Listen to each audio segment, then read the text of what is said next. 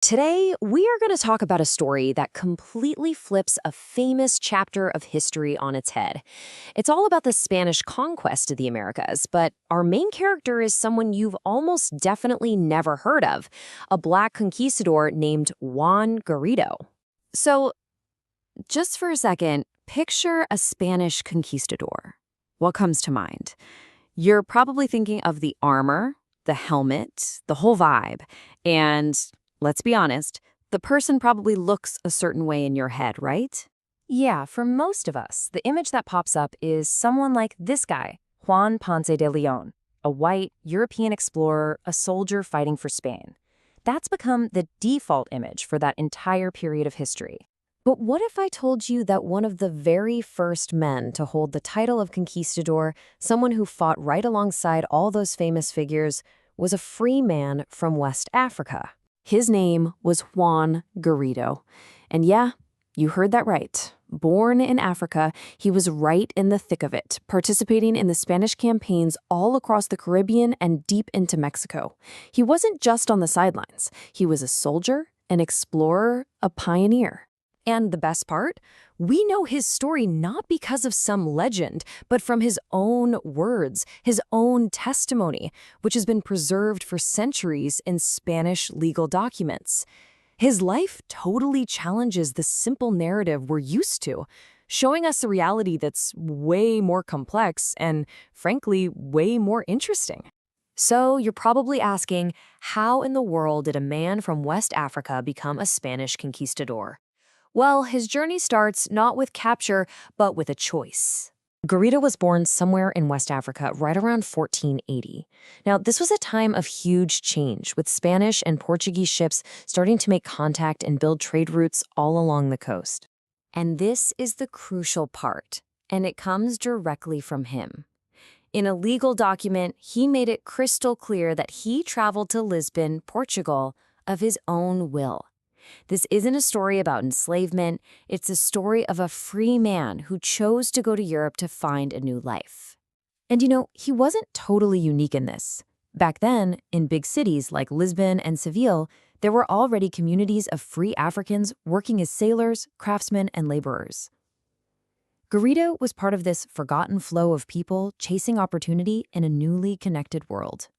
So, from Europe, Garrido's ambition took him across the Atlantic, and this is where his career, his 30-year resume, becomes absolutely mind-blowing. The guy was at the center of pretty much every major event of the era. Just check this out. In 1508, he's in Puerto Rico with Ponce de Leon. 5 years later, he's with him again on the very first Spanish expedition to Florida. Then, by 1519, he links up with maybe the most famous conquistador of all, Hernán Cortés, for the invasion of Mexico. And in 1521, he's fighting in the brutal final siege of the Aztec capital. We're not talking about some minor role here. Garrido was there. He was a combatant, an eyewitness to the fall of Tenochtitlan. Truly one of the most pivotal moments in world history. He saw this incredible city, a marvel of engineering, besieged and brought down. But for all those years he spent as a soldier, Garrido's most powerful, most lasting contribution to the Americas would have absolutely nothing to do with fighting. After all the dust from the conquest had settled, he was going to make his mark in a completely different, and you could argue, much more constructive way. Get this, Juan Garrido is the first person ever recorded to have planted wheat in the New World. The story goes that he found just 3 kernels of wheat in a sack of rice and just decided to plant them to see if they'd grow. And they did. This wasn't just some fun fact either. It was so important that the great Mexican muralist Diego Rivera immortalized it, right here, in this painting at the National Palace in Mexico City. Rivera puts Garrido at the center, cementing his place not as a conqueror, but as a founder of a nation's agriculture. Just stop and think about the impact of that.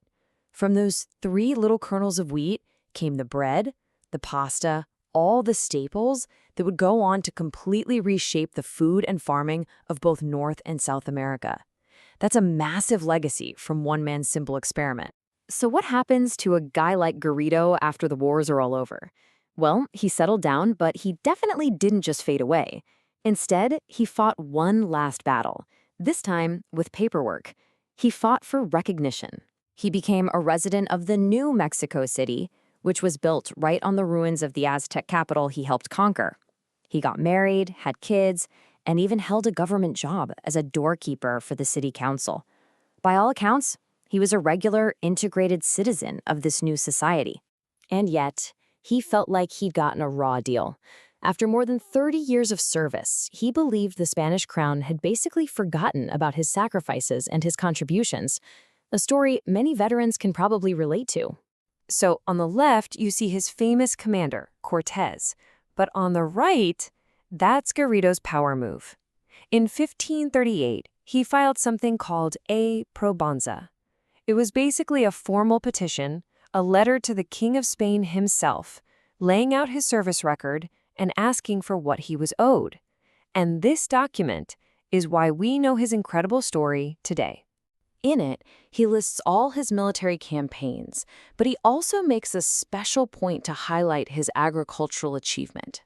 He proudly states that he was the first to have the inspiration to sow wheat and to see if it would grow.